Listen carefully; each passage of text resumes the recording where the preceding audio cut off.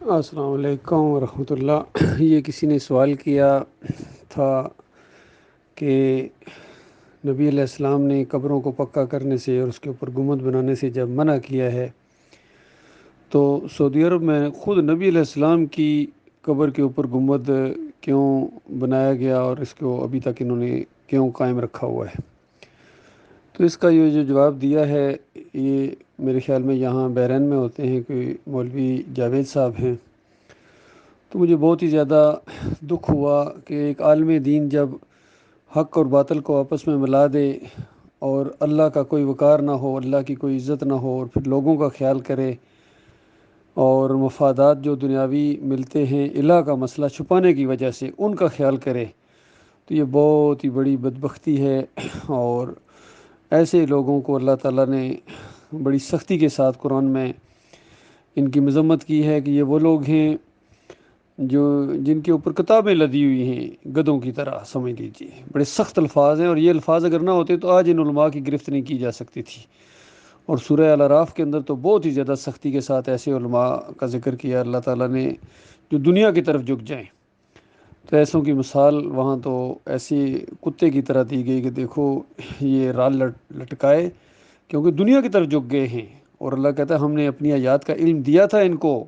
اور اگر تھوڑا سا صبر کرتے ہم نے بڑے درجات ان کے تیار کر کے رکھے ہوئے تھے جنت کے اندر، لیکن یہ دنیا کی طرف جھک گئے۔ تو ان کی باتوں کا میں یہاں جواب دینے کی کوشش کروں گا۔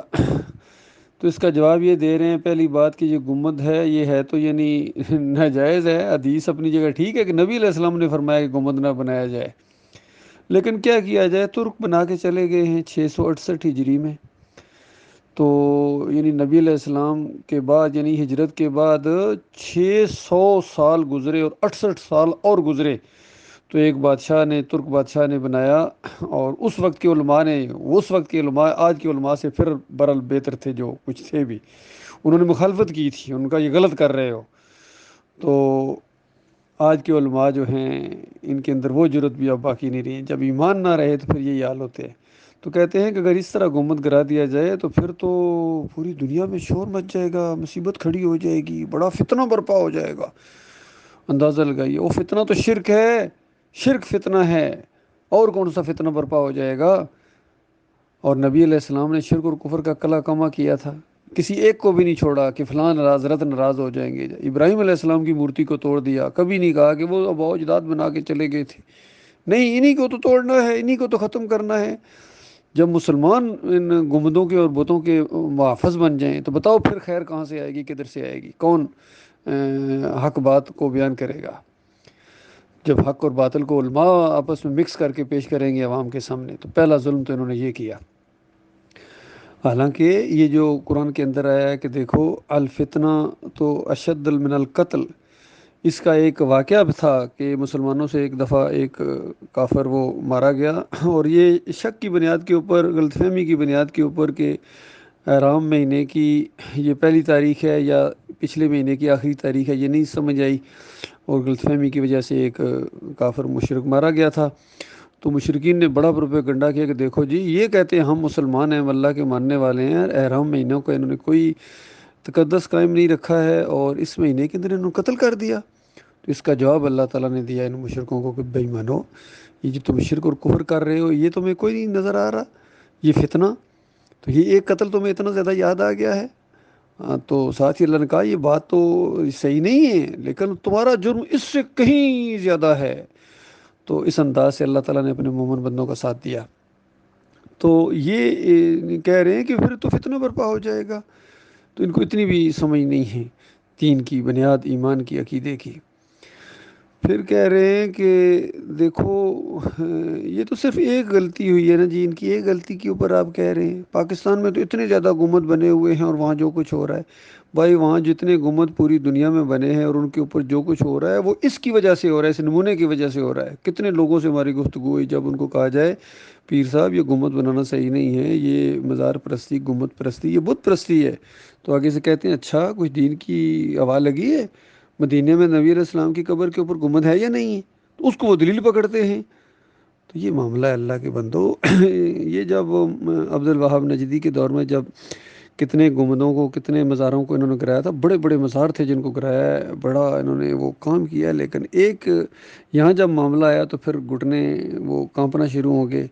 نبی علیہ السلام کے ساتھ عقیدت اور محبت کی وجہ سے۔ تو دیکھو محبت کی ایک حد ہے، اس سے آگے بڑھو گے تو پھر وہ شرک کی حد تک چلی جائے گی۔ یہود و نصارہ نے عیسیٰ علیہ السلام کو جو پوجا ہے، اللہ کا بیٹا قرار دیا، اس محبت ہی کی وجہ سے کیا ہے۔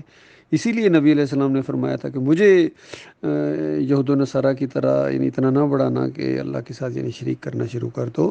میری حیثیت یہ ہے کہ عبدہ و رسول، میں اللہ کا بندہ ہوں اور اللہ کا رسول ہوں۔ تو یہ جو کچھ بھی کیا گیا ہے یہ شرک کے دماغ کی وجہ سے کیا گیا ہے،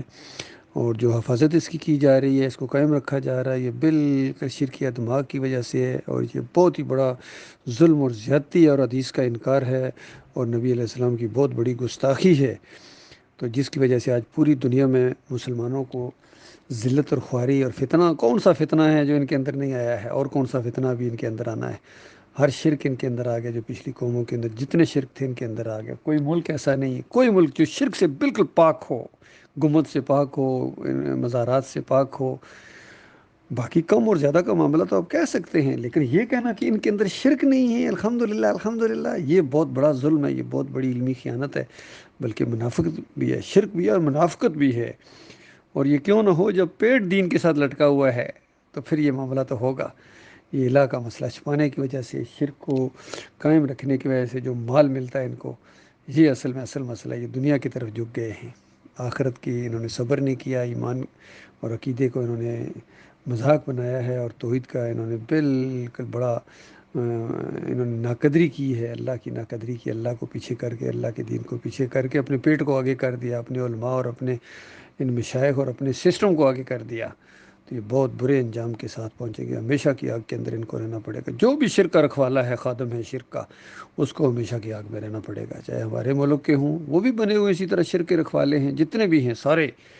چاہے سیاسی لیڈر ہوں، عسکری لیڈر ہوں یا مذہبی لیڈر ہوں، سارے شرک کے رکھوالے ہیں، یا عدلیہ ہو، سارے کے سارے انہوں نے، کوئی کسی کے منہ سے یہ شرک کے خلاف آواز نہیں نکلتی ہے، اگر نکلتی ہے تو مکس کر کے ایمان اور کفر کو ملا کے آپس میں، کبھی کبھی دوسروں کے بتوں کے اوپر جس طرح توصیف الرحمان اٹیک کرتے ہیں، لیکن بعد میں اپنے بتوں کی حفاظت کرتے ہیں، یہ مولوی جاوید کی طرح، اور اسی طرح علی انجینئر ہے، اور جتنے بھی ہیں سارے اسی طریقے سے لگے ہوئے ہیں۔ بہرحال ہمارا کام تھا بتاتے نا بھائی، ہمارے پاس نہ یہ طاقت ہے کہ شرک و کفر کا بالکل کلا کما کیا، جب طاقت آئے گی اللہ تعالیٰ دے گا تو بالکل کسی ایک بت کو بھی نہیں چھوڑا جائے گا، کسی ایک بت کو بھی، اور اس زمین نے شرک سے پاک ہونا ہے، قیامت آ نہیں سکتی ہے جب تک اس پوری زمین کو شرک سے پاک نہ کر دیا جائے، یہ ہونا ہی ہونا، یہ تو حدیث ہے نبی علیہ السلام کی، ہر حدیث کے اوپر عمل کیا جائے گا، قبروں کو زمین کے برابر کیا جائے گا، گنبدوں کو ختم کیا جائے گا، پیری مریدی ختم ہوگی، تعویذ گنڈا ختم ہوگا، اور یہ جمہوریت کا نظام ہے، یہ سارے نظام باطل بالکل پاؤں کے نیچے رون دیے جائیں گے۔ یہ سنت ہے نبی علیہ السلام کے اور صحابہ کرام کے۔ اللہ تعالیٰ وہ وقت لائے، مالک ہمارے دل کو ٹھنڈا کرے گا اس ایمان اور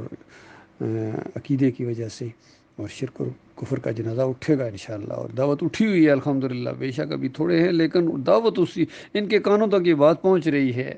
مانے یا نہ مانے، مانو گے اپنا بھلا کرو گے، نہیں مانو گے اپنا نقصان کرو گے۔